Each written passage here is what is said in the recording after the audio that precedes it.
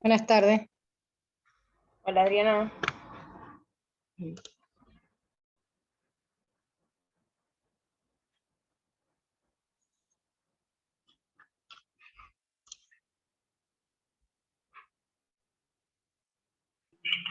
Hola, buenas tardes. ¿Cómo estás, Laura? ¿Todo bien? ¿Todo bien usted, profe? Bien, todo bien. Hoy tenemos una clase importante, así que hoy tienen que prestar atención. Vamos a esperar que entren algunos más y después ya arrancamos. Buenas tardes, profe. Ryan, ¿cómo estás? Bien.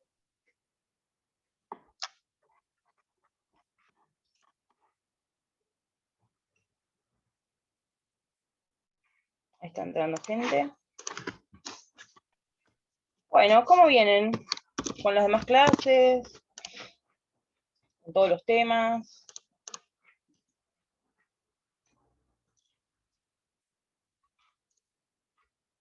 ¿Alguna dificultad?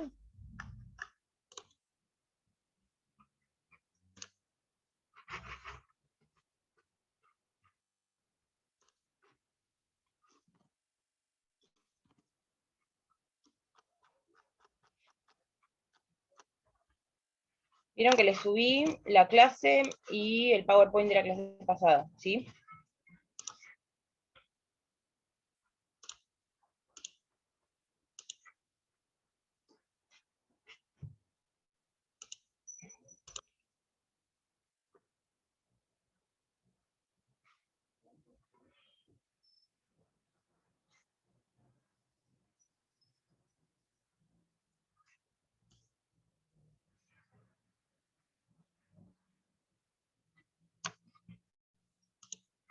Bien. Bueno, vamos a arrancar, si les parece. ¿Tienen alguna duda de lo que venimos viendo o seguimos ya con lo de hoy?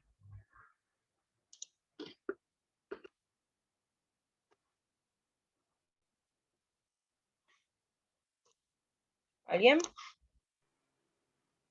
Seguimos con lo de hoy, profe. Bien, buenísimo. Tenemos que ver la unidad 8, ¿sí? Que dice en el programa capacidad de las personas humanas, en realidad es un poco la parte general sobre atributos de la persona y empezamos a ver capacidad, ¿bien? Es muy importante esta unidad y la que le siguen, ¿bien? Las anteriores eran más teóricas, más generales a otras áreas del derecho. Esto ya es contenido que todos los años se evalúa, ¿bien? Entonces, capacidad se los vamos a tomar sí o sí, ¿bien? Bien, les voy a poner el PowerPoint.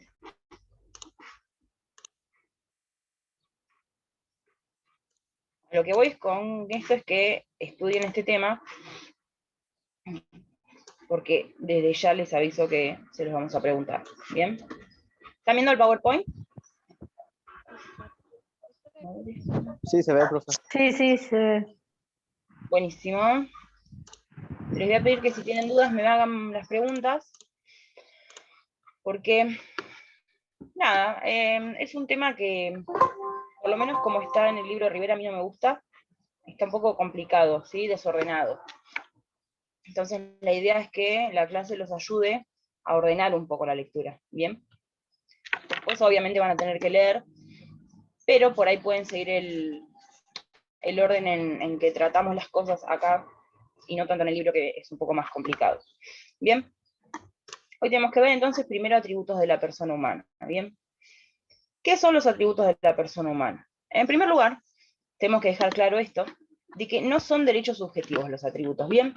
¿Qué significa que no son derechos subjetivos?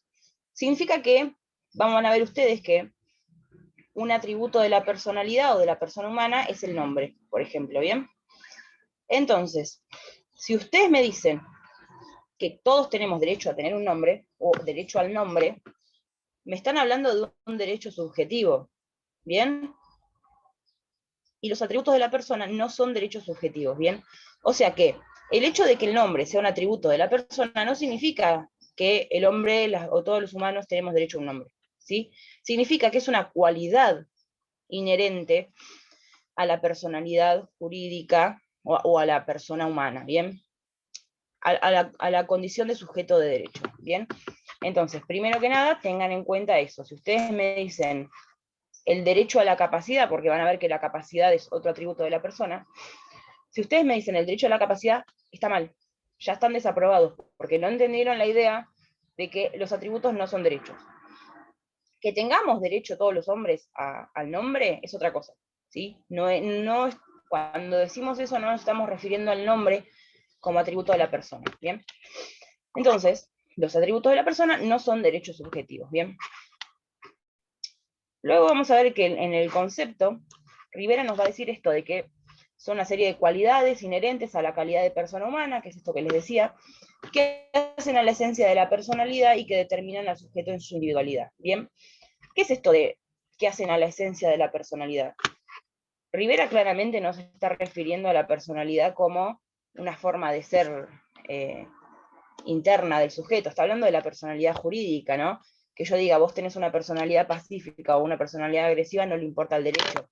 A lo que voy es que cuando Rivera utiliza el término personalidad, no se está refiriendo a estas cualidades de las personas, sino que está hablando de la personalidad en el sentido jurídico, ¿sí? De la calidad de ser sujetos de derecho, ¿bien?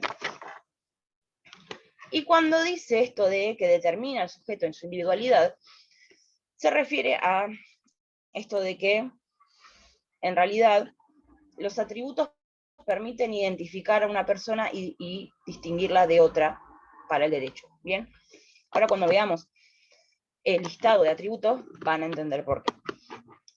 Otro concepto que les puse es el de Saux, que es un doctrinario que a veces seguimos en la cátedra, que dice algo muy parecido. Dice que los atributos son condiciones o cualidades que hacen a la esencia misma del concepto de personalidad en sentido jurídico, esto que les decía, de modo tal que la ausencia de alguno de ellos es impensable, ¿bien? Esto de que, a ver, paren que vuelva. Esto de que sería impensable un sujeto de derecho sin atributos, una persona humana sin atributos, es algo que repite mucho Saux, ¿bien? Y acá abajo les puse, paren porque no lo puedo ver porque me aparece un cartelito, en un segundo. Ahí está.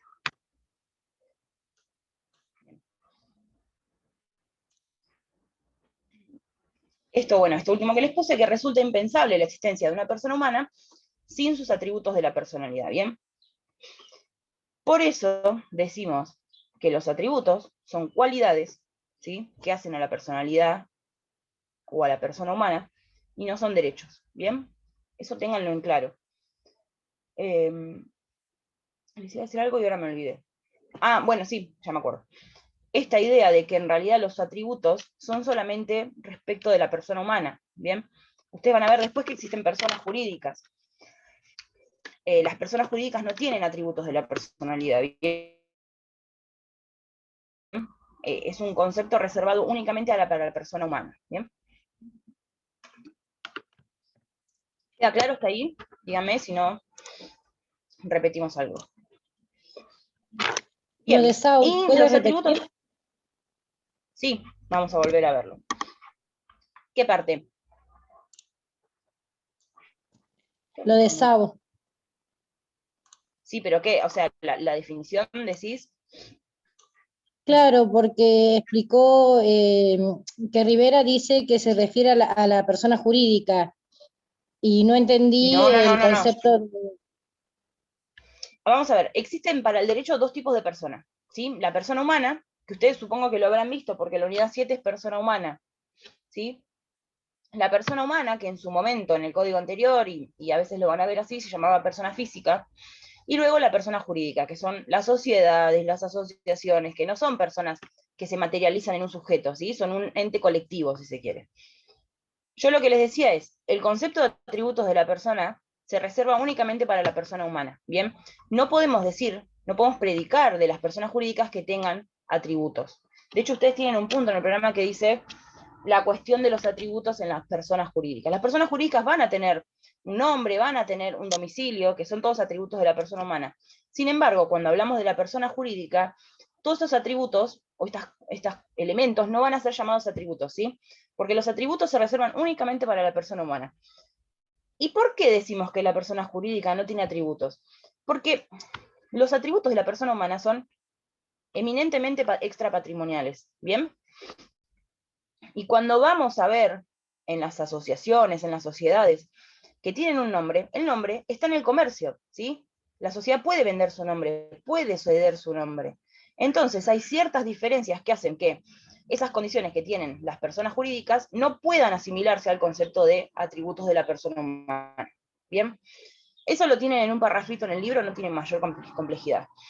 Y yo lo que decía, Viviana, que creo que me preguntaste, es que Rivera, cuando habla de la personalidad, ¿sí? Que dice que hacen a la esencia de la personalidad, se está refiriendo a la personalidad en sentido jurídico, que es algo que luego Saux aclara, ¿sí? Que dice que hacen a la esencia misma del concepto de personalidad en sentido jurídico. ¿Bien?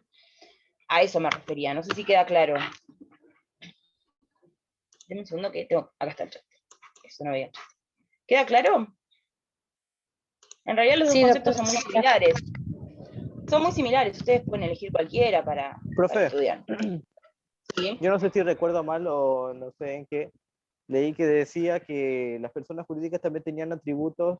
Por ejemplo, las personas humanas tienen 5 atributos, que es el nombre, el domicilio, el estado, el patrimonio y la capacidad.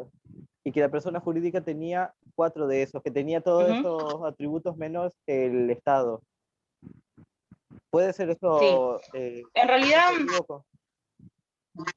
a ver, es cierto que la persona jurídica va a tener un nombre, ¿sí? Va a tener un domicilio, va a tener cierta capacidad, ¿sí? de actuación en el comercio o en el marco jurídico donde se desempeñe, ¿sí? Es cierto que va a tener un patrimonio. Lo que pasa es que, si se quiere, ontológicamente los conceptos son distintos. ¿Por qué? Porque los atributos de la personalidad están ligados a la esencia misma de persona jurídica, de persona en sentido jurídico, ¿bien? Las personas jurídicas que tienen esos elementos lo tienen, pero no en calidad de atributos de la persona, porque los atributos de la persona se reservan únicamente para la persona humana, ¿bien? Y esto que decíamos, Ryan, hay ciertos elementos que va a tener una persona jurídica, como por ejemplo el nombre, que los va a tener en un sentido económico, ¿sí? La persona jurídica necesita ese nombre para funcionar y para producir ganancias, si se quiere. Y ese nombre está en el comercio, porque vos como persona jurídica podés vender tu nombre. Por el contrario, los atributos de la persona humana son extrapatrimoniales, ¿bien? Ahora lo vamos a ver un poco más, ¿bien? Ah, bien, En entonces realidad todo lo la que sea respuesta... con persona jurídica Sí, esto tiene calidad de patrimonio, digamos. es que sí, tienen cierto elemento que los hace patrimoniales, y no tienen que ver con esta cuestión esencia. Porque la Ah, persona, bien. la persona jurídica en realidad es una ficción, ¿sí? No existe. ¿Sí? Ahora lo van a ver mejor. De todas maneras, si ustedes tienen que estudiar eso y les preguntan, ¿las personas jurídicas tienen atributos? No, no tienen. ¿Sí? Tienen ciertos elementos muy similares, pero no se consideran atributos. Bien, gracias, profe. ¿Bien? No, de nada. Bien, entonces les decía que los atributos tienen ciertas cualidades o ciertos caracteres que los van a diferenciar de otros institutos que estudiamos en Derecho Civil. ¿Bien? En primer lugar, los atributos van a ser necesarios. ¿Qué significa? Esta idea de que ninguna persona puede existir o puede prescindir de ellos, ¿sí? Esto que decía Saux de que es impensable la existencia de una persona humana sin estos atributos. ¿Bien? En segundo lugar, los atributos de la persona humana son innatos. ¿Qué significa? Que se adquieren desde el comienzo de la existencia de la persona, ¿sí? Ustedes que ya vieron la unidad 7. Les pregunto, ¿cuándo comienza la existencia de la persona humana? A partir de la concepción. Perfecto, bien. Entonces, desde la concepción, que es cuando comienza la existencia de la vida de la persona humana, el sujeto ya es sujeto de derecho y tiene los atributos de la personalidad, ¿bien? Luego tenemos que son vitalicios porque acompañan a la persona en toda su vida, es decir, cesan cuando la persona deja de existir, ¿bien? Son inalienables, que se acuerdan que en la última clase hablamos de la posibilidad de transmitir ciertas cosas y otras no. Bueno, los atributos son intransmisibles, ¿sí? Son indisponibles, la persona no puede disponer de ellos. Luego son imprescriptibles, que ¿saben lo que es la prescripción? ¿Alguien sabe? Que dura todo para toda la vida. No, eso sería Dura un vitalicio. determinado momento. Vitalicio, sí. Un ¿Quién determinado habló tiempo. recién? Perdón, Silvia, buenas En tardes. realidad, ¿cómo estás?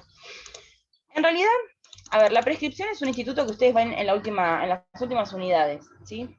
La prescripción, existen dos tipos de prescripción. Una es la prescripción liberatoria. ¿Qué significa? Que si yo por determinado tiempo no hago uso de la acción que tengo para reclamar un derecho, entonces pierdo la acción, ¿sí? Entonces, por lo tanto, ya no puedo reclamar lo que me deben, ¿sí? ¿Se acuerdan de esto que hablábamos de que las acciones están sujetas a plazos, que yo no puedo reclamar 30 años después lo que pasa hoy? ¿Por qué no puedo? Porque existe un instituto que se llama prescripción. Si pasa determinado tiempo, yo ya no puedo reclamar. Hay otro tipo de prescripción que se llama prescripción adquisitiva, que se da, a ver, lo que se hace es, se adquiere un derecho, en el otro caso se pierde. Acá se adquiere un derecho. ¿De qué manera se adquiere un derecho? Por el uso, ¿no? Entonces, es esta idea que todos traemos antes de estudiar en la facultad, de que si yo ocupo un inmueble 20 años y pago los impuestos, entonces va a ser mío. Esta idea, que no es tan ajustada, pero tiene que ver con eso, es la prescripción adquisitiva. ¿Qué nos está diciendo acá sobre los atributos de la persona? Que son imprescriptibles, es decir, no se pueden adquirir por su uso, es decir, no son susceptibles de prescripción adquisitiva, ni se pierden por su no uso, o sea, tampoco son susceptibles de prescripción liberatoria. ¿Bien? Y como último carácter tenemos que son únicos, ¿sí? Que una persona no puede tener más de uno de cada clase. ¿Bien? De todas maneras, creo que Rivera no lo dice, pero se los comento. Estos caracteres de los atributos no son absolutos, ¿sí? No es que necesariamente se dan siempre. En principio se dan, pero vamos a tener, a ver, autores que dicen, por ejemplo, el nombre no sería innato, ¿no? Porque yo adquiero mi nombre cuando me escriben en el registro civil, ¿sí? Entonces, no basta con el comienzo de la existencia para adquirir el nombre. Tiene que haber un hecho que es la inscripción registral, por lo tanto habría un periodo de tiempo entre el nacimiento, entre la concepción y la inscripción registral en el cual yo no tendría nombre, ¿bien? Entonces algunos dicen, bueno, el nombre no sería innato, ¿sí? Respecto del Estado, el Estado civil es otro atributo, algunos dicen que en realidad es mutable, es decir, yo puedo estar casada y luego divorciada, y antes estar soltera, ¿sí? Entonces no sería vitalicio, ¿sí? Porque va variando en el tiempo. Y luego, respecto del patrimonio, hay quienes dicen que, a ver, no sería necesario, ¿sí? El carácter necesario. ¿Por qué? Respecto del patrimonio hay ciertas discusiones que dicen, en un principio el patrimonio definía de alguna manera la personalidad jurídica, ¿sí? ¿Por qué? Porque teníamos a los esclavos, que los esclavos, como no eran personas, no tenían patrimonio, ¿sí? Sin embargo, hoy en día sabemos que hay ciertas poblaciones en situaciones de emergencia que no poseen un patrimonio, ¿sí? Y a esas personas no se les puede negar el carácter de persona humana por prescindir de un patrimonio. Entonces no sería necesario, dicen. Y hay otros que dicen, incluso, uno podría tener más de un patrimonio, por lo tanto no serían únicos, ¿sí? ¿Y de qué manera podría yo tener más de un patrimonio? Bueno, dicen, cuando fue la reforma en el 2015, se creó la sociedad unipersonal. ¿Qué significa? A ver, la idea de una sociedad es que se junta un grupo de personas, conforma una sociedad, y hay un patrimonio diferenciado que se le asigna a esa sociedad y no ya a los miembros de la sociedad. ¿Bien? Si yo puedo crear una sociedad unipersonal, como se incorporó esa idea en la reforma del 2015, entonces yo lo que puedo hacer es tener dos patrimonios distintos. Uno va a pertenecer a la sociedad, pero la sociedad en realidad yo soy su único dueño. Entonces, de alguna manera, podría dividir mi patrimonio en dos, ¿sí? Y el patrimonio dejaría de ser único. Entonces, estos caracteres no serían tan absolutos. ¿Bien? ¿Entendieron esas disquisiciones que hace la doctrina?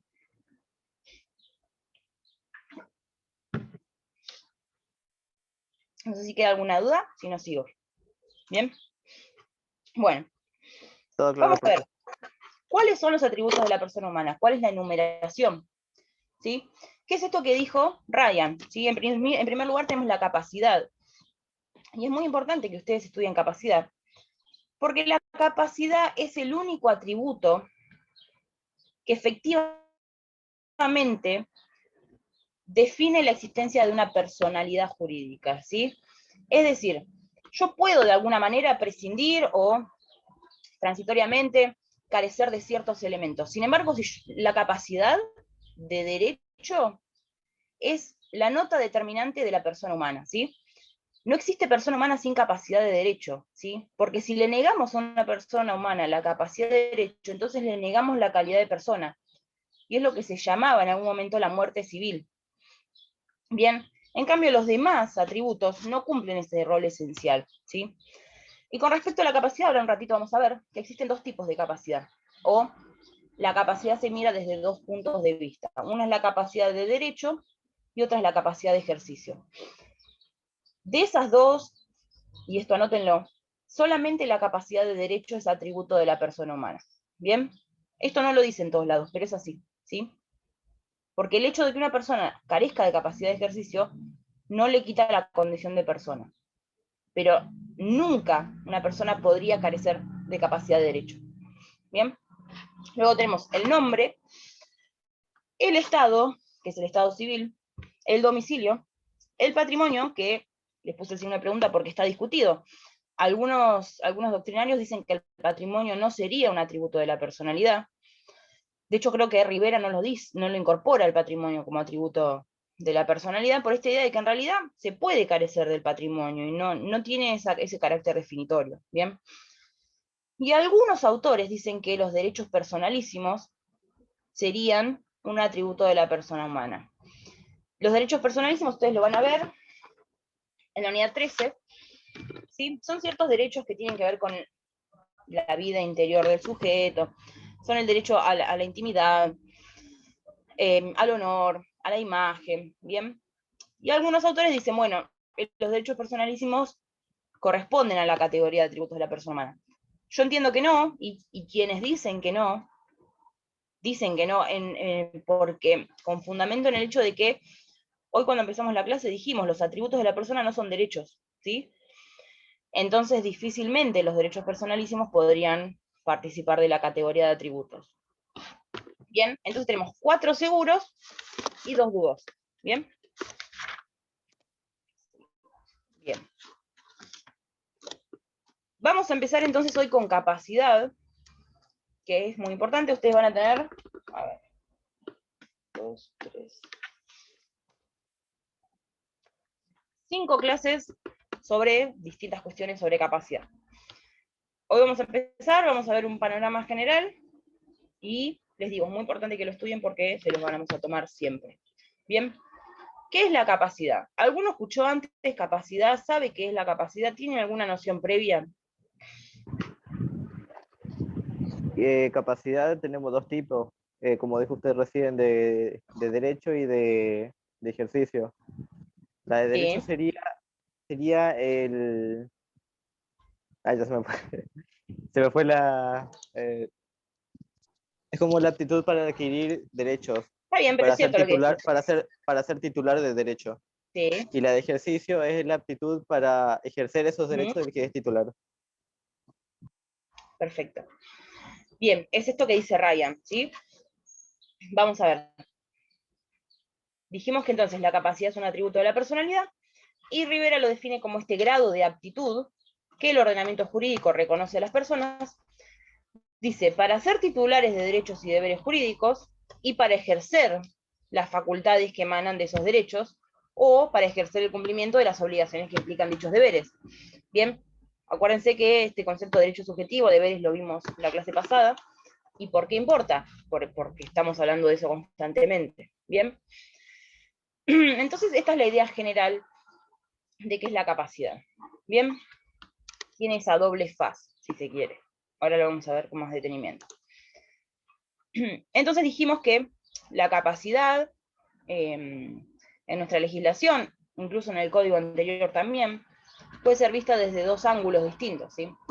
Por un lado, como decía Ryan, la capacidad de derecho, que es la aptitud, o el grado de aptitud, como dice Rivera, para adquirir derechos y contraer obligaciones, ¿bien? Es decir, el eje está puesto en la capacidad de ser titular, ¿sí?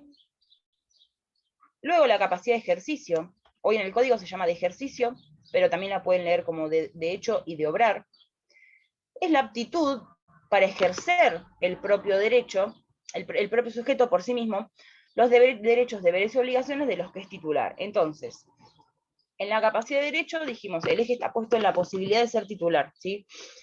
En la capacidad de ejercicio está puesto en la posibilidad de ejercer por uno mismo esos derechos y deberes y obligaciones de los que se es titular en virtud de la capacidad de derecho. ¿Bien? ¿Se entiende la diferencia? ¿Alguien tiene alguna duda con eso? Si volvemos entonces a la primera definición que les había puesto, vamos a ver que el concepto que da Rivera, entonces contiene ambas categorías, ¿bien? Por un lado, el grado de aptitud que el ordenamiento jurídico reconoce a las personas para ser titulares de derechos y deberes jurídicos, ¿sí? Ahí se refiere, entonces, a la capacidad de derecho.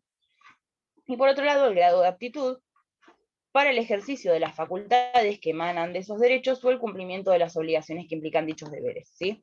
Esa segunda parte de la definición, entonces, se está refiriendo claramente a la capacidad de ejercicio, ¿bien? Entonces, yo les pregunto, ¿qué finalidad les parece a ustedes que tiene este concepto de capacidad o esta posibilidad de que haya ciertos grados en la aptitud para ser titular y ejercer esos derechos, ¿sí? ¿Cuál es la finalidad que ustedes creen que tiene el concepto de capacidad o de incapacidad, que es la contraparte, ¿sí? ¿Qué les parece?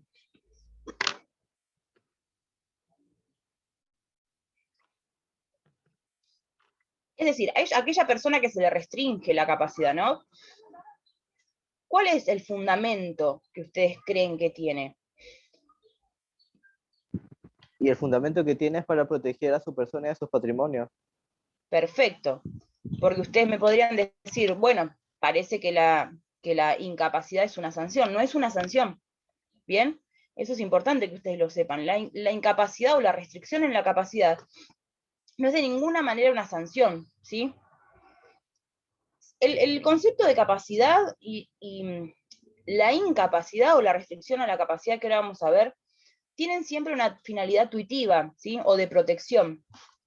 Que ustedes van a ver en los casos de los menores de edad, el fundamento es justamente esto, o la persona que padece una adicción grave, o una persona que no puede interactuar con su entorno, tiene esta finalidad que decía Ryan recién, proteger al sujeto cuando los actos que puede llevar a cabo pueden resultar peligrosos para su persona o para su patrimonio. Bien, de ninguna manera podemos pensar que la incapacidad entonces es una sanción. Bien, por otro lado, va a haber ciertos supuestos en los cuales lo que protege la incapacidad no es ya a la persona incapaz, ¿sí?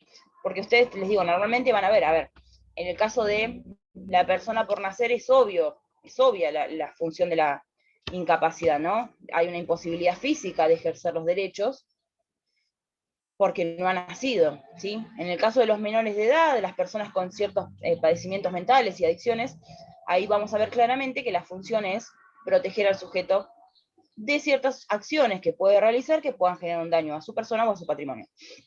Y luego van a ver que hay otros supuestos, cuya finalidad no va a ser ya proteger a la persona, pero sí se va a proteger a algo. Piensen qué es ese algo. Yo voy a cerrar la ventana mientras. Profe, ¿y hay algunas incapacidades que son declaradas, o sea, por un órgano judicial? Sí, claro, ahí lo vamos a ver. Ahora que estoy cerrando la ventana porque no había mucho ruido. Ya volví. Sí, ahora, ¿quién me preguntó eso?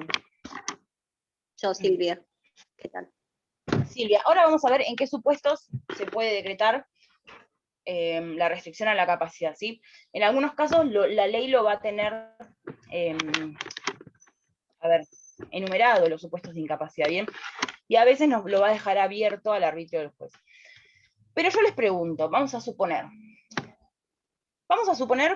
que Vamos a ver, vamos a leer el artículo 400, creo que ya les digo. A ver si lo sacan ustedes, la respuesta. No, 400 no. 403. Puede ser que tenga que ver con la autonomía personal. De vuelta, que se escuchó muy mal, perdón. Sí, puede ser que tenga que ver con el tema de ejercer la autonomía personal, de que sea la persona la que tenga más discernimiento y capacidad, o sea, tratar de proteger eso también, de que la persona interactúe con la sociedad. Sí. Eso es cierto, eso es correcto. Eso es uno de los principios que vamos a ver que rigen el sistema de capacidad en el código actual. Bien, pero yo quiero que lean ustedes el artículo 403, que alguien lo lea en voz alta. Y ustedes me digan, ¿por qué existe cierta incapacidad en ese caso y qué es lo que se protege con esa incapacidad?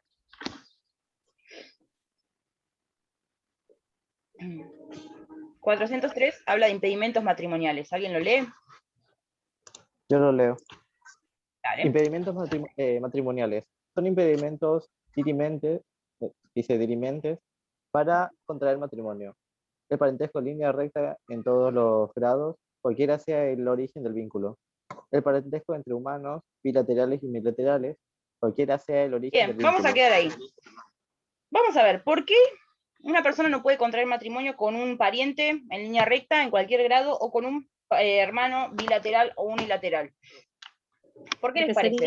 Incesto. ¿Sería qué? ¿Incesto? A ver, el incesto no es una categoría jurídica, ¿bien? Ujú. ¿Qué es lo que protege? Digo, vamos a pensar lo siguiente. A ver, el derecho está imponiendo ahí una restricción, ¿sí? Cierta incapacidad, es decir, hay determinado acto que yo no puedo celebrar. ¿Cuál? El matrimonio con un pariente, ¿bien? ¿Por qué a la ley le importa? ¿Por qué a la ley le importaría esto?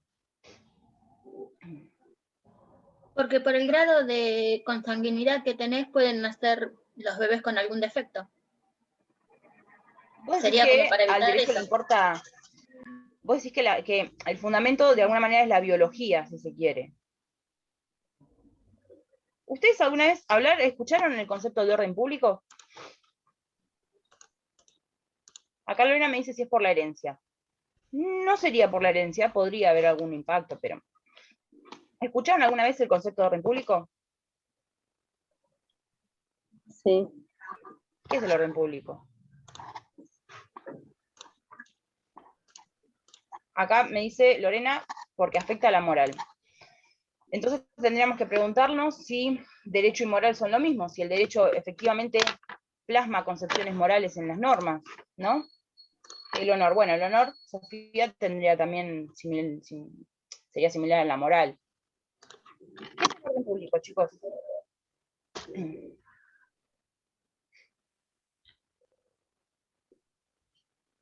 ¿No saben lo que es? ¿Vieron normas de orden público? En la unidad 2 o 3.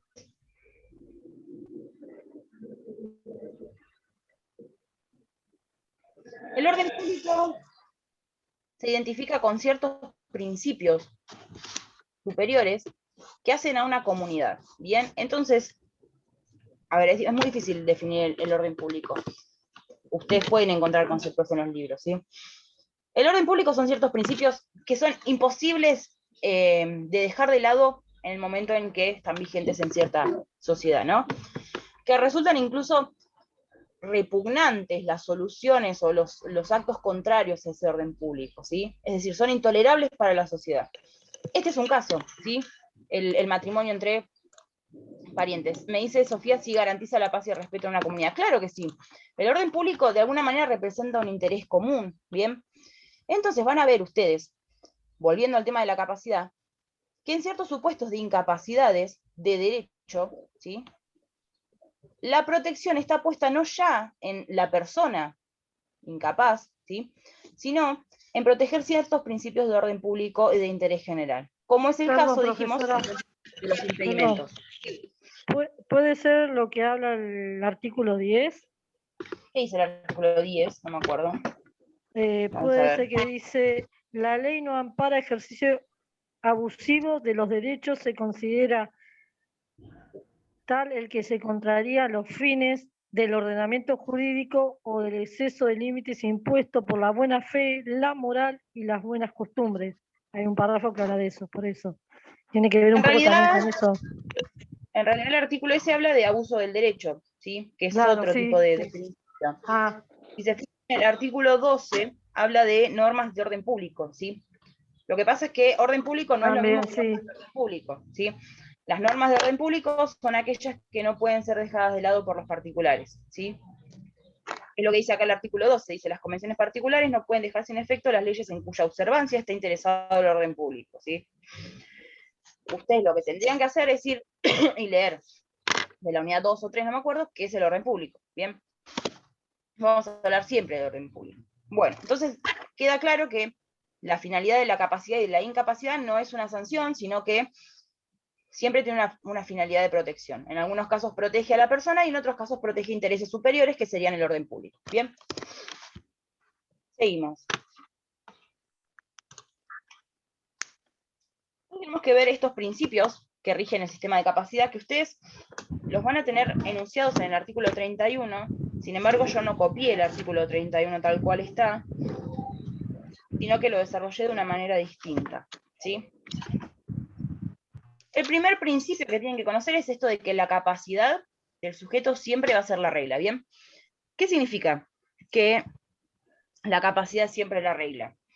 Que si bien se va a admitir en la legislación ciertas incapacidades o limitaciones a la capacidad, siempre van a ser de carácter restrictivo y excepcional, ¿sí? Es decir, siempre la última opción va a ser la limitación de la capacidad del sujeto, ¿bien? Y siempre las incapacidades o las restricciones se van a imponer en virtud de un determinado interés. No hay un interés que va a ser de protección, entonces no corresponde la incapacidad o la restricción a la capacidad, ¿bien? Y ustedes van a ver cuando lean el código que la capacidad está en la regla, que incluso dice el código que aun cuando una persona se encuentre internada en una institución médica o psiquiátrica, aún así se presume que es capaz, ¿bien? Si no hay una declaración de incapacidad. Entonces, queda claro que la capacidad siempre va a ser la regla general.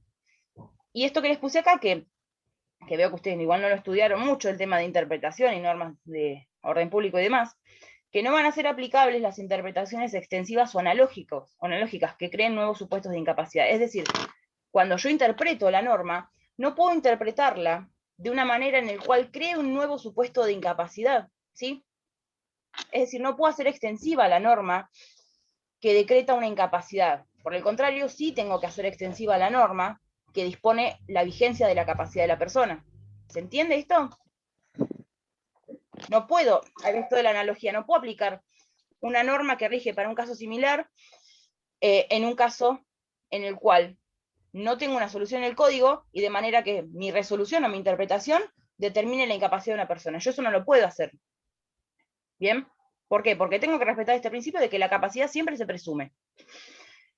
Siempre puedo disponer la incapacidad o la restricción siempre que haya un interés. ¿Cuál interés? Un interés de protección. ¿Bien?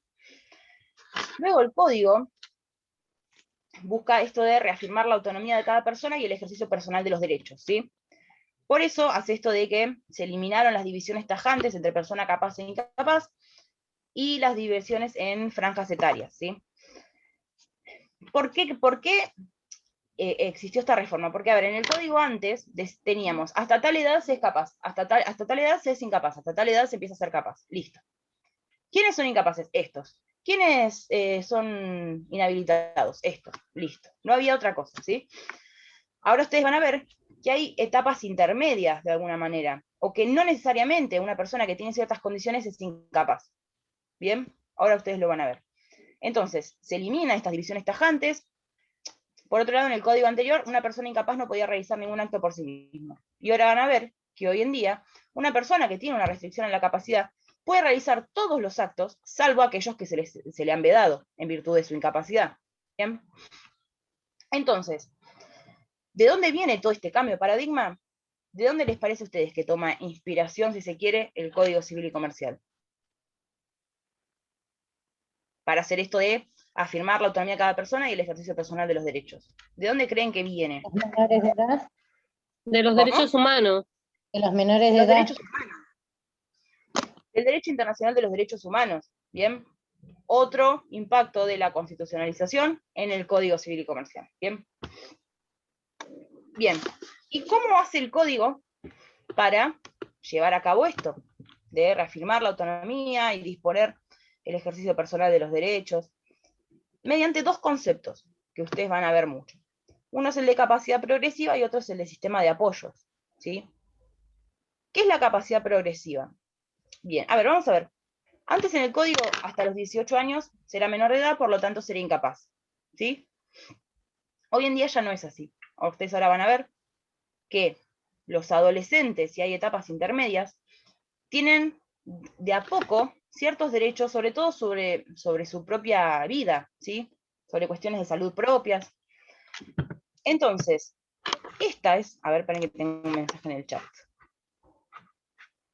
Esperen que no lo puedo ver. ¿Dónde está? Se dan libertades de a poco desde los 14 a los 16, exactamente. Entonces, ¿qué es esto de ir de a poco? Permitiéndole al menor que ejerza sus derechos. Es la capacidad progresiva, ¿sí?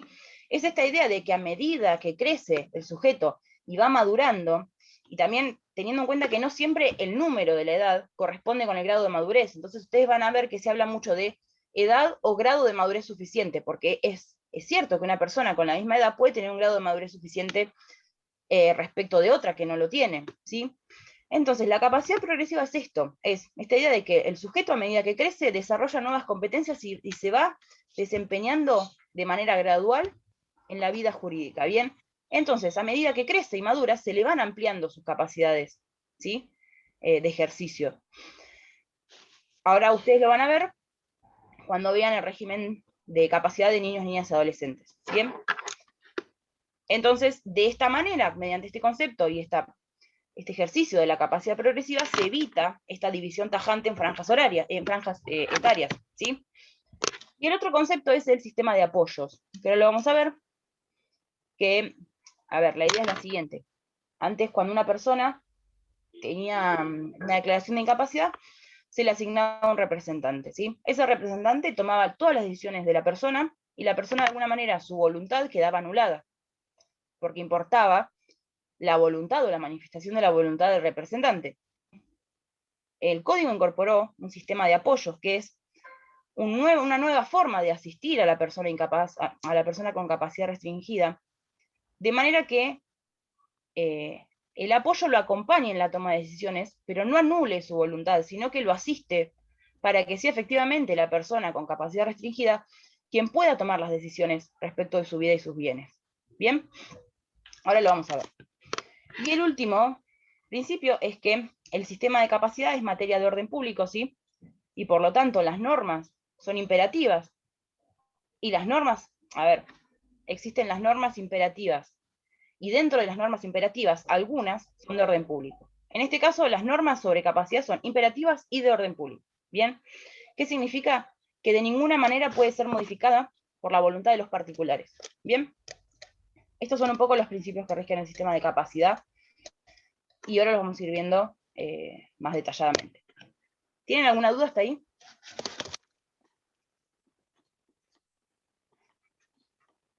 Bien, dijimos entonces que había dos tipos de capacidades o de incapacidades. Vamos a empezar con la capacidad de derecho, que hoy les dije al principio, que es la única que es un atributo de la personalidad, ¿sí? La de ejercicio no lo es. Bien, entonces vamos a leer el artículo 22, que dice: toda persona humana, esperen que corro... Toda persona humana goza de la aptitud para ser titular de derechos y deberes jurídicos. La ley puede privar o limitar esta capacidad respecto de hechos, simples actos o actos jurídicos determinados. ¿Bien? Entonces, ¿quiénes gozan de capacidad de derecho? Todos, toda la población. Todos, ¿verdad? Sí.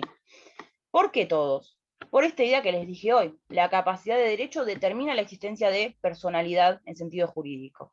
Si yo no tengo personalidad en sentido jurídico, estoy muerta en la vida civil. Entonces, el derecho no puede privar a nadie de la capacidad de derecho. ¿Bien? Entonces, ¿para qué lo estudiamos? Digo, existen excepciones a la capacidad, porque si no, nunca podríamos hablar de incapacidad de derecho. ¿Sí? El código dice que la ley puede privar o limitar la capacidad de derecho respecto de ciertos actos. ¿Sí? Entonces, acá tenemos que hacer una aclaración. No existen, esto tomen nota, no existen personas incapaces de derecho. ¿Sí? Todos somos capaces de derecho, todos tenemos una capacidad plena de derecho. Por esto que les digo, si no careceríamos de este atributo y perderíamos la personalidad jurídica. Sin embargo, lo que existen son ciertos supuestos de incapacidades de derecho, ¿sí? Es decir, el código establece en el artículo 403 que leímos hoy una incapacidad de derecho. ¿Cuál es? Contraer matrimonio con un pariente, ¿sí? Eso es una incapacidad de derecho. Ahora, yo les pregunto, ¿los cónyuges o los pretensos cónyuges, los parientes, son incapaces de derecho?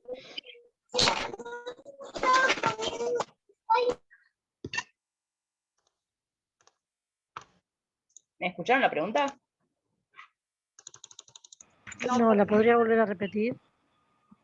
Yo digo, el código en el artículo 403 impone una incapacidad de derecho, ¿sí? Que tiene su fundamento, dijimos, en preservar el orden público. Bien.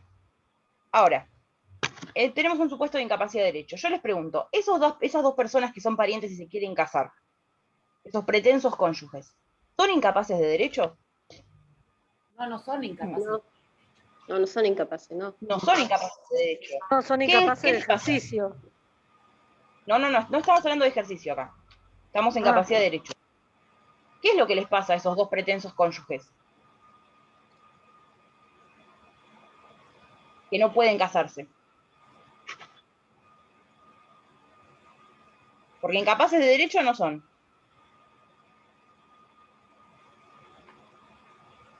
¿Qué les parece que es lo que sufren, de alguna manera?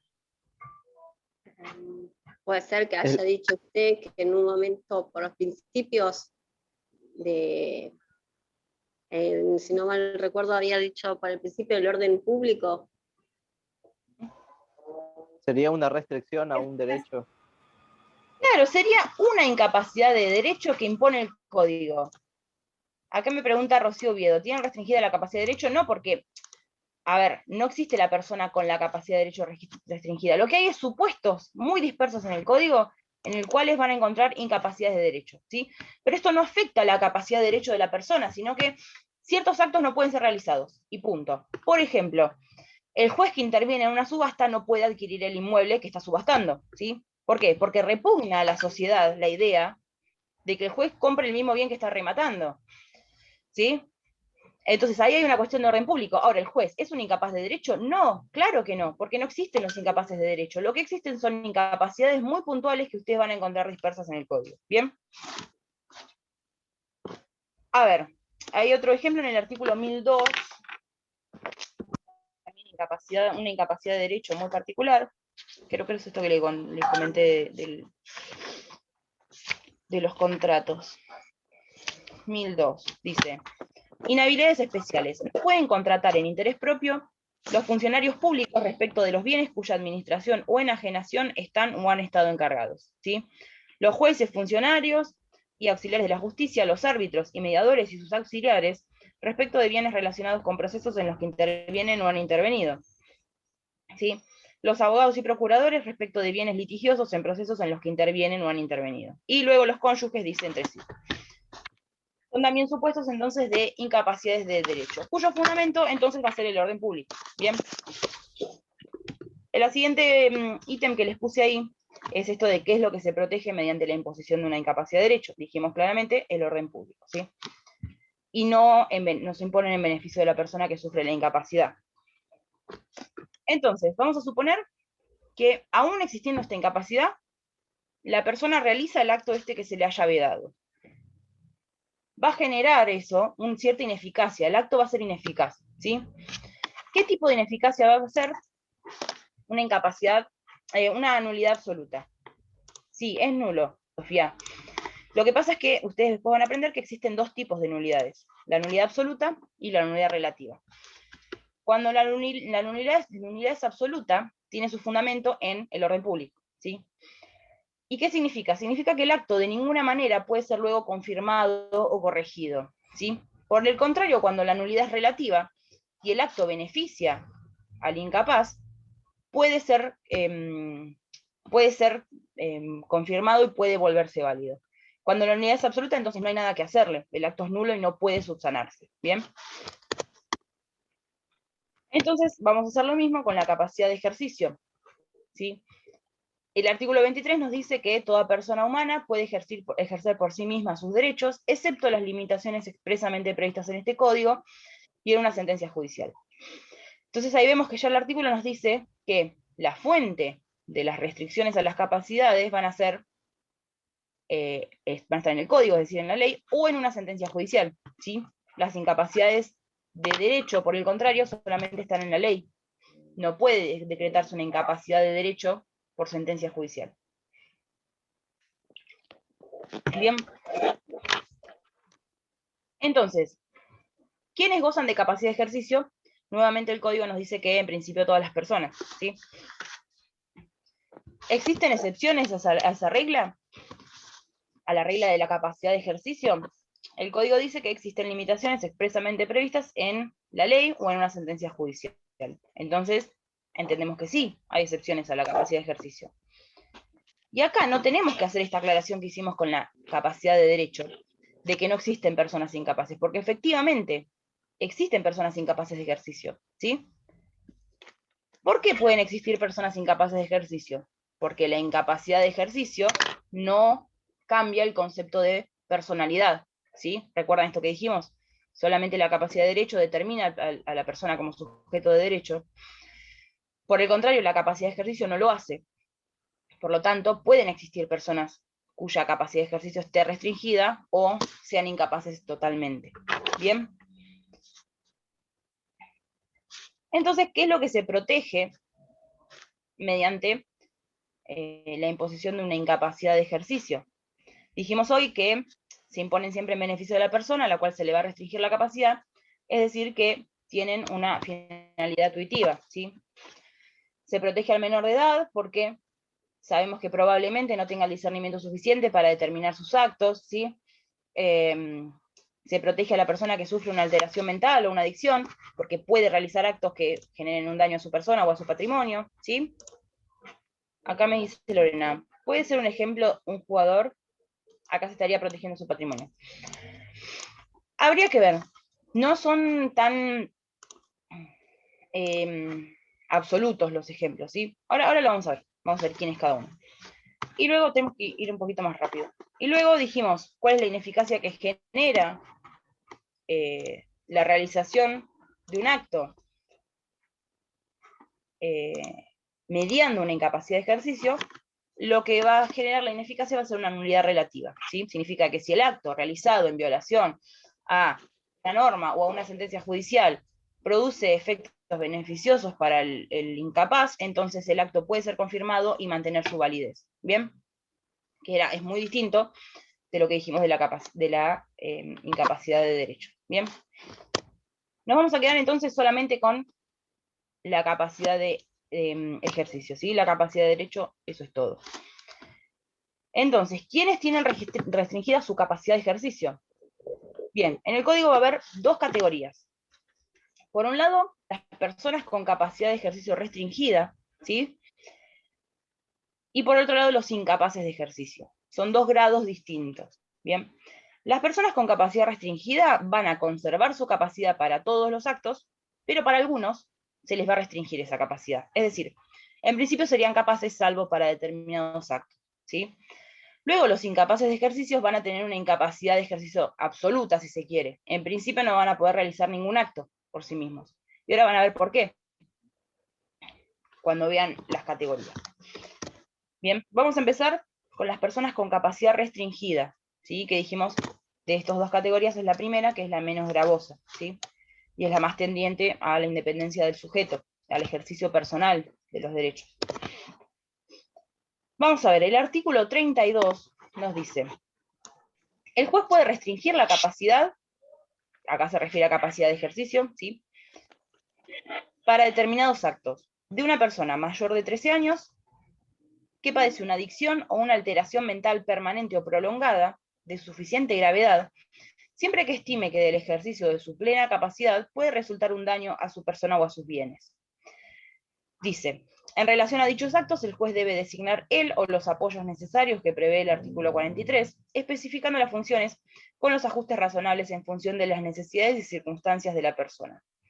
Él o los apoyos designados deben promover la autonomía y favorecer las decisiones que respondan a las preferencias de la persona protegida. Bien, entonces vamos a ver que respecto de las personas con capacidad restringida, no existe una nómina de quiénes son los que tienen su capacidad restringida, ¿sí? Sino que la restricción de la capacidad solamente puede darse mediante una sentencia judicial en el caso en que el juez efectivamente determine que existen todos estos indicadores que dice el artículo 32. ¿Bien? Es decir, la ley... Perdón que me están llamando.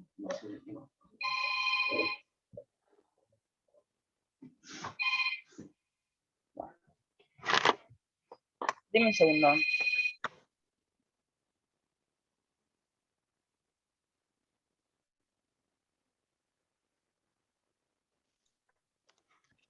Ya estoy, disculpen. Les decía, la restricción de la capacidad, entonces, no hay una nómina de sujetos que tienen su capacidad restringida, ¿sí? Solamente puede dictarse por un juez que efectivamente vea que se dan todas estas condiciones, ¿bien? Entonces, ¿cuáles son los requisitos para que exista una declaración de restricción de la capacidad? Según el artículo que vimos recién, el 32, decimos que tiene que intervenir un juez competente, ¿sí? Porque, a ver, hoy en día, quienes tienen competencia para declarar la restricción de capacidad son los jueces de familia, ¿sí? Eventualmente, si interviene un juez del fuero penal, no va a ser competente, ¿sí? Por lo tanto, no va a poder dictar esa restricción de la capacidad. Bien, entonces necesitamos la intervención de un juez competente, que la persona sea mayor de 13 años. Esto lo dice acá, ¿sí? Lo dice en el 32. ¿Y por qué? Porque antes de los 13 años ya la persona es incapaz total. Entonces no tendría sentido restringirle la capacidad a una persona que carece de capacidad. Bien.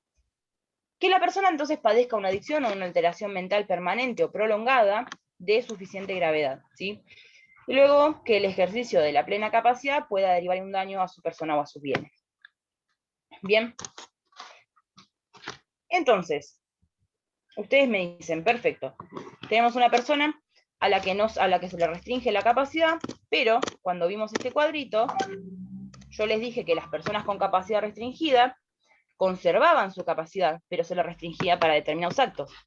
Entonces ustedes me dirán, perfecto, se le declara la restricción de la capacidad. Ahora, ¿cuáles son los actos que no puede realizar? Porque en principio puede realizar todos, salvo aquellos que le sean vedados, ¿sí? Entonces, ¿cómo sé qué actos no puede realizar una persona con capacidad restringida? Bueno, lo va a tener que determinar la sentencia, ¿sí? Que le restringe la capacidad. Van a ver que el artículo 38 nos dice alcance de la sentencia. A ver, acá tengo un mensaje del chat. Un segundo. El juez lo tiene que dejar en la sentencia. Sí, Sofía, eso mismo. Ahí lo vamos a ver. ¿Para qué? Correcto. El artículo 38 nos dice, la sentencia debe determinar la extensión y el alcance de la restricción y especificar las funciones y actos que se limitan, ¿sí? Procurando que la afectación de la autonomía personal sea la menor posible. Asimismo, dice que debe designar uno o más apoyos o curadores de acuerdo al artículo 32, ¿sí? Ahora vamos a ver lo de los apoyos. Entonces, conclusión, persona con capacidad restringida conserva su capacidad salvo para aquellos actos que le sean vedados. ¿Quiénes son personas con capacidad restringida? El código no nos dice, no tiene una nómina de quiénes son, sino que nos da ciertas condiciones mediante las cuales el juez, si efectivamente las evalúa y las observa, puede decretar una restricción de la capacidad. Entonces, la única fuente de la capacidad restringida es la sentencia judicial, ¿sí? Y ¿cuáles son los actos que no va a poder realizar? Los que nos diga la sentencia. ¿Bien? Tengo que ir medio rápido. Tengo una duda. ¿Sí? No me quedó claro si Es- puede haber una incapacidad de ejercicio en protección del orden público o es No. solo en protección de la persona. No, siempre las incapacidades de ejercicio son en beneficio de la persona. Cuando hay involucrado el orden público, la incapacidad va a ser de derecho. Ah, ok. ¿Bien? Bien, gracias. Porque no vas a encontrar ningún caso.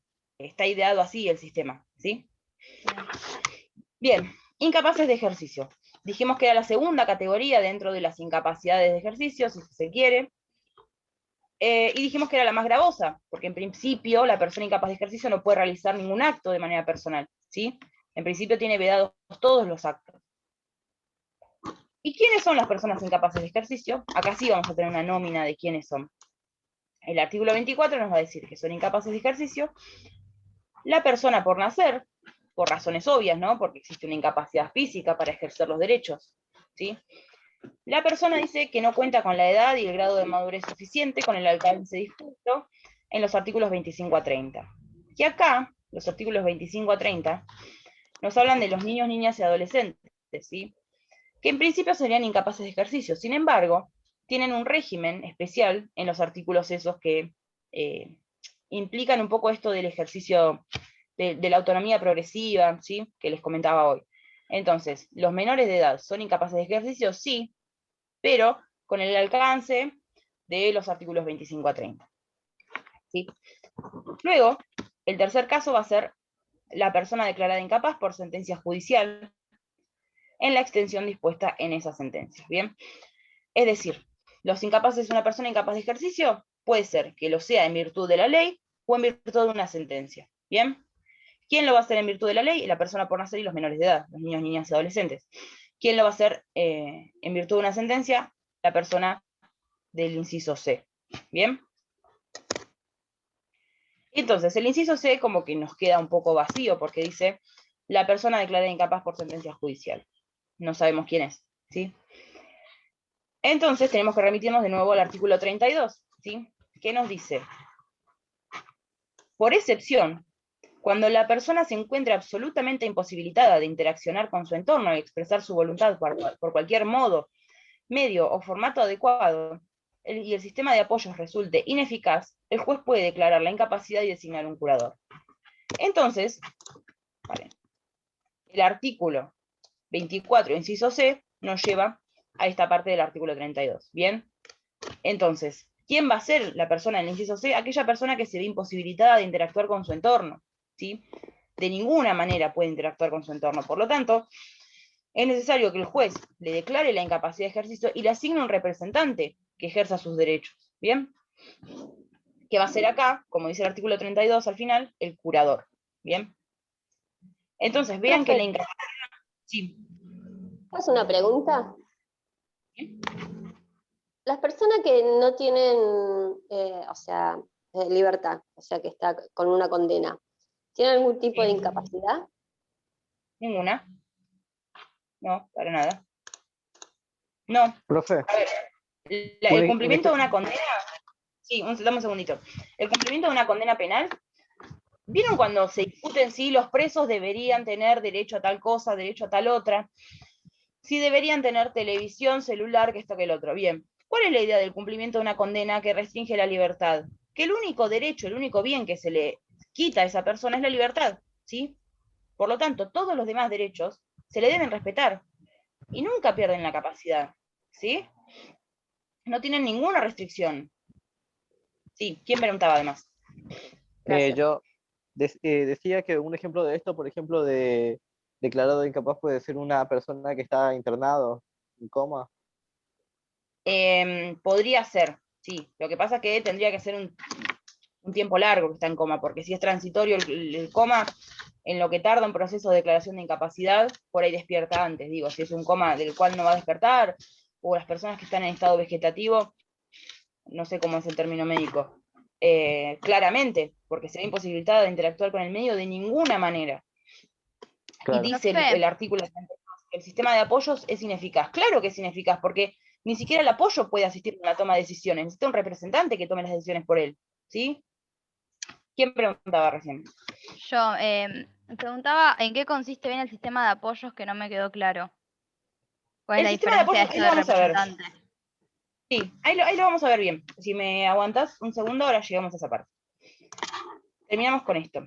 Entonces, ¿cuáles son los requisitos para que el inciso C del artículo 32CD, o sea, para que se declare una incapacidad de ejercicio, nuevamente el juez tiene que ser competente, la persona tiene que ser mayor de 13 años, que esto no lo dice el artículo, pero es claro, porque el mismo fundamento que antes, la persona menor de 13 es incapaz, entonces no tendría sentido de declarar la incapacidad.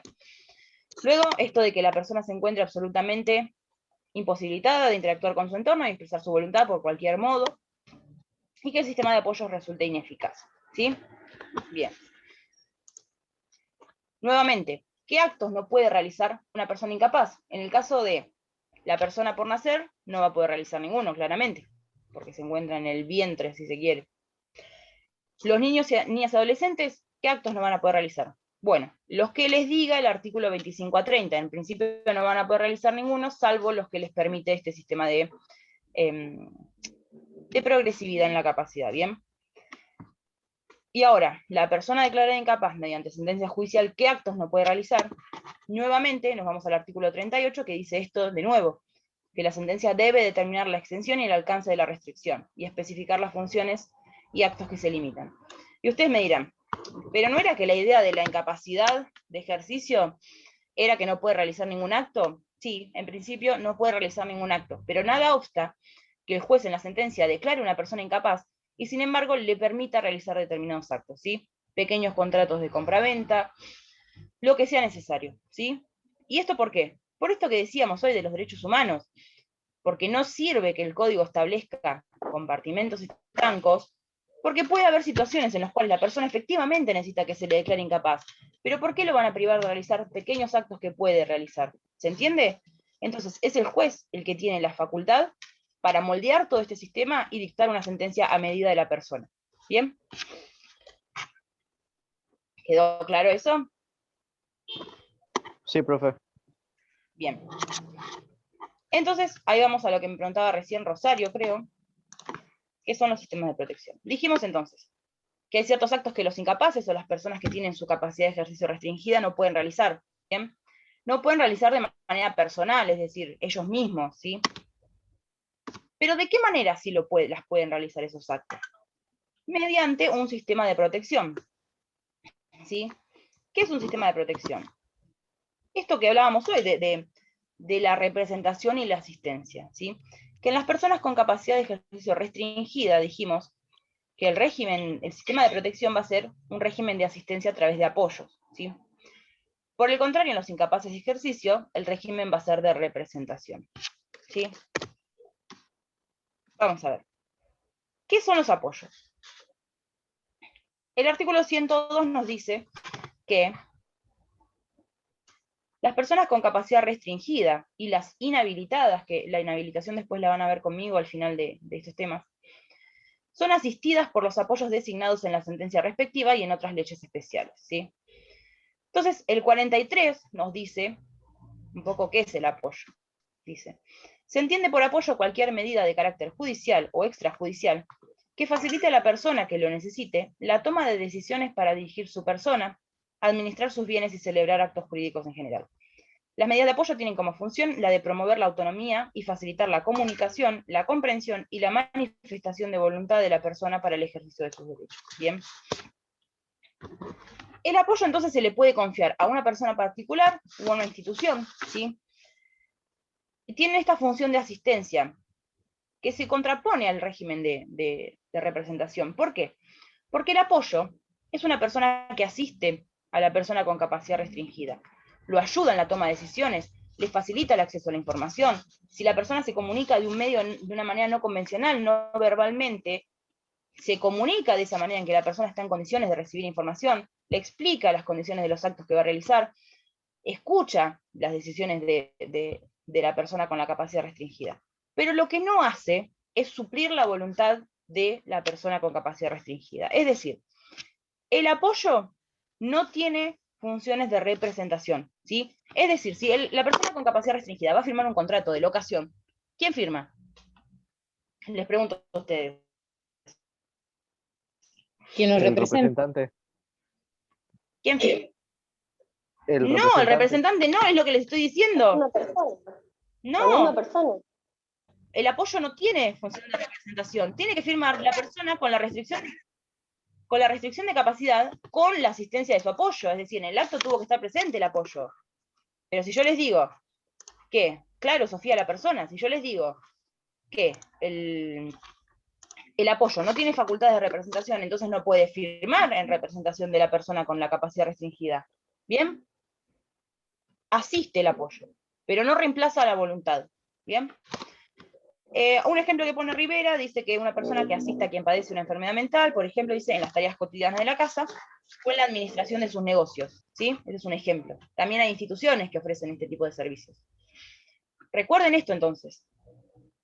Vamos a tener, por un lado, la persona con la capacidad restringida. Por el otro lado, el apoyo.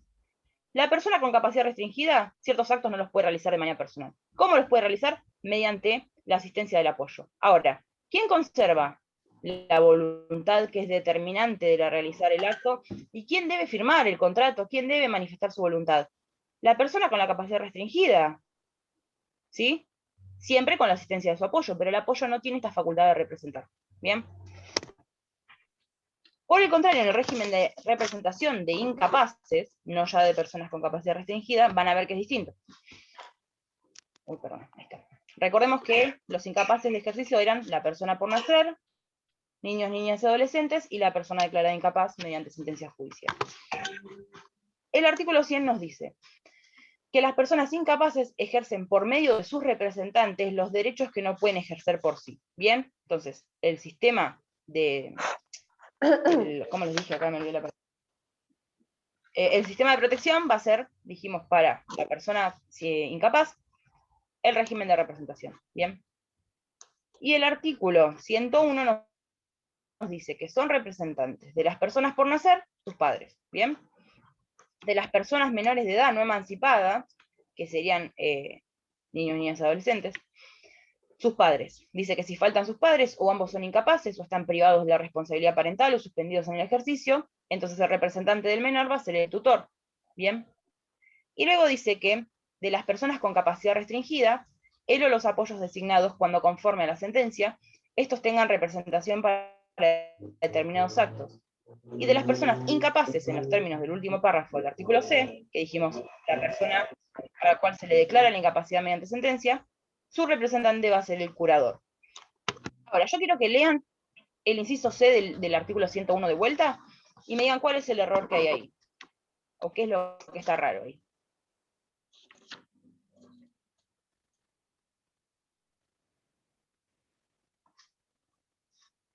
¿Alguien opine? ¿Qué es lo que les acabo de decir en la diapositiva anterior? Solo que este artículo contradice lo que yo dije. Que dice que Para los mí apoyos es tengan representación. Exacto, Ryan. Dice que las personas con capacidad restringida tienen un representante que es el apoyo. Yo les dije, el apoyo no representa. ¿Qué está diciendo este artículo C? Está diciendo que en principio los apoyos no representan al asistido, ¿sí? Solamente lo asisten. El juez puede decidir que en la sentencia le asigne facultades de representación para determinados actos al apoyo, ¿sí? Por esto que les dije, el sistema es de capacidades moldeable, lo puede utilizar el juez como mejor necesite la persona. Entonces, el apoyo en principio no tiene facultades de representación, simplemente asiste a la persona con capacidad restringida. Por el inciso 101, por el artículo 101, inciso C, podría eventualmente tener facultades de representación. ¿Para todos los actos? No, solo para aquellos que diga la sentencia, ¿sí? Porque la persona con capacidad restringida no pierde el ejercicio personal de los derechos, ¿sí? Luego, el representante, que va a ser el curador, sí tiene esta facultad de representación, pero respecto de los incapaces, ¿bien? Y dijimos entonces que al curador se le asimilan los padres y el ¿bien? Que son quienes representan a la persona incapaz, ¿bien? Y recuerden esto entonces, en el régimen de asistencia por apoyos, no hay reemplazo de la voluntad, en el régimen de representación del incapaz de ejercicio sí hay reemplazo de la voluntad, ¿bien? Bien, y queda lo último, que es esto de la actuación del Ministerio Público, que les pido a ustedes el programa. El Ministerio Público es un órgano estatal que interviene en ciertos juicios, en ciertos procesos, ¿sí? Ustedes, cuando ejerzan la profesión, van a ver que el Ministerio Público en este tipo de juicios interviene a través de la figura del asesor de menores e incapaces, ¿bien? El asesor es quien representa al Ministerio Público en este tipo de juicios. Que por otro lado les dije que se dan en el fuero de familia, ¿sí? El artículo 103 nos dice que la actuación del Ministerio Público respecto de aquellas personas menores de edad, incapaces y con capacidad restringida, y de aquellas cuyo ejercicio de capacidad requiera de un sistema de apoyos, puede ser en el ámbito judicial complementaria o principal, dice. Es complementaria en todos los procesos en los que se encuentran involucrados intereses de personas menores de edad, incapaces y con capacidad restringida. Y la falta de intervención causa la nulidad relativa del acto. ¿Qué significa esto? Significa que se dice que la representación de los incapaces es dual, ¿sí? Antes se decía promiscua, ahora se dice dual. ¿Por qué? Porque por un lado van a tener a sus representantes legales, que dijimos que iban a ser los padres, los tutores o el curador, y por otro lado tienen la representación constante del Ministerio Público, ¿sí? Es decir, el Ministerio Público lo que hace es representar los intereses del menor o de la persona incapaz o de la persona con capacidad restringida. ¿Y cómo lo hace? Mediante la intervención en el proceso judicial, mediante la figura del asesor, ¿sí? O de la asesora. Y tenemos esta última parte del artículo que dice que la falta de intervención causa la nulidad relativa del acto, ¿sí? Es decir, si el asesor o la asesora no intervino en el proceso, entonces el proceso es nulo, ¿sí? ¿Se entendió esto de por qué es dual la representación? ¿Y por qué tiene que intervenir siempre? Porque siempre tiene que estar garantizando que se respeten los intereses del menor o del incapaz o la persona con capacidad restringida, ¿bien? Y ustedes lo van a ver en todo, lo van a ver esto en un juicio de adopción, lo van a ver en un juicio de régimen parental, cuidado personal, lo van a ver en todo, ¿sí? No solamente en los procesos de restricción de la capacidad. Va a estar. ¿Cómo? O sea que el Ministerio qué? Público, el asesor, es esencial en un proceso de incapacidad o de menores. Sí, en cualquier tipo de juicio en el que intervengan menores, incapaces o personas con capacidad restringida, el asesor tiene que intervenir. Okay. ¿Bien? Porque ejerce esta representación dual. Por un lado, tienen sus representantes legales, pero luego tienen también al Ministerio Público que los representa sus intereses en el proceso, ¿sí? Bien, bueno, hasta acá estamos. Llegamos con el tiempo, paren que saco esto. A ver. Bien. Bueno, fui bastante rápido porque era un montón, ¿sí? No sé si les quedó claro, si tienen alguna duda sobre algo. Me hubiese gustado más que charláramos entre todos, pero era un montonazo para hablar. ¿Sí? ¿Quedó claro, Ryan? Sí, todo clarito. Recuerden entonces esta pregunta que todos me contestaron mal, de que el apoyo no representa, salvo en el caso ese que el código menciona que el juez le puede dar facultades de representación para ciertos actos, pero no para representar en general a la persona con capacidad restringida. ¿Bien? Y un pequeño errorcito que bueno, yo chicos, aprendí. ¿les subo el PowerPoint? Sí, no se lo van a olvidar. Se equivocaron una vez, no se vuelven a equivocar. Bueno, chicos, me alegro que no haya dudas. Recuerden estudiar la primera parte de atributos, que fue cortita, pero en realidad es el inicio del tema de capacidad. ¿Bien? Chicos, que tengan linda tarde y nos vemos el martes que viene. Chao, hasta el martes. Gracias. Chao, hasta el martes.